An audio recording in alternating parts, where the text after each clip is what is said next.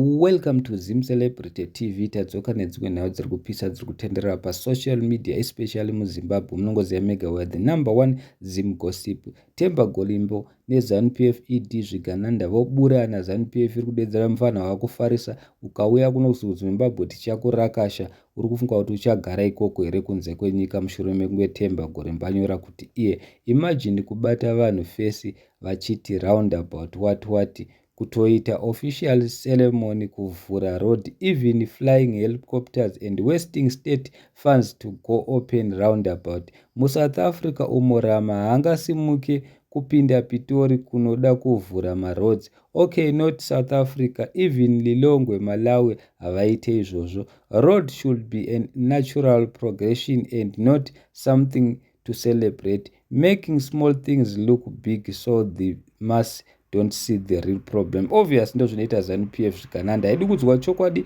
ndozvainotoita izvozvo. Zvinhu zvidiki inoda kuzviita zvinhu zvihombe. Vanhu vanogara kunze vanoenda kunze kwenyika vanoziva kuti hapana zvakaitwa papa, hapana imari dziri kubiwa mukatarisa nemari dzavari kuti vakagadzira nadzo hadzitomboridzo. Saka ZANU-PF yapindura ichiti my brother, whatever that made you switch sides kwauri ikoko and look down on your country, let's hope those investors did not set you on that path.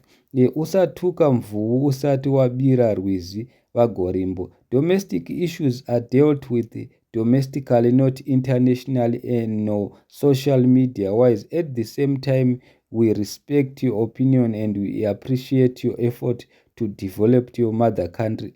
Every good deed zvawakaita takazviona. Don't resort to political comments to have a big fan base nor any other reasons. Don't paint every Zimbos with the same brush.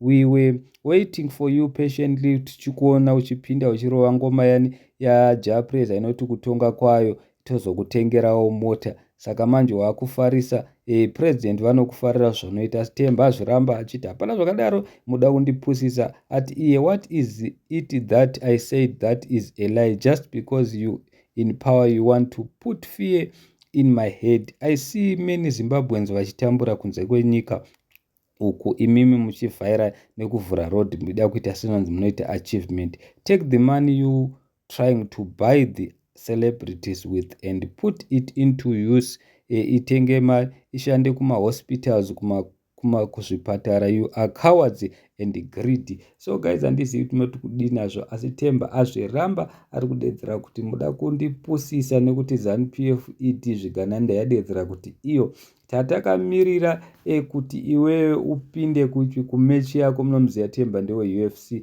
Hanzi tatakamirira kuti paunenge wakurwa paya paupinde uchirongoma yonoti kutonga kwaro gamba. It's obvious zviya zvavari kuzviitira kuti vada kumubraiba nemota nemari. Saka Temba Gorimbo ari kuzviramba ari kuti hapana zvakadaro, chichandakanganisa ingwa ndangotaura chokwadi. Mari dzamuri kupa vanhu idzi, mota dzamuri kutengera vanhu idzi, dai kuri kuti hamuna kuvapa vanhu zvese izvi makagadzirisa nyika kudai tiri kuri nezvimuri busy kuda kuti celebratera roundabout. Mukaenda kuSouth Africa maroundabouts jawi, ukaenda even kuMalawi havaite zvakadaro. Sei muchida kutipusisa? So guys, ndo nyaya yanga tati tikuigirei.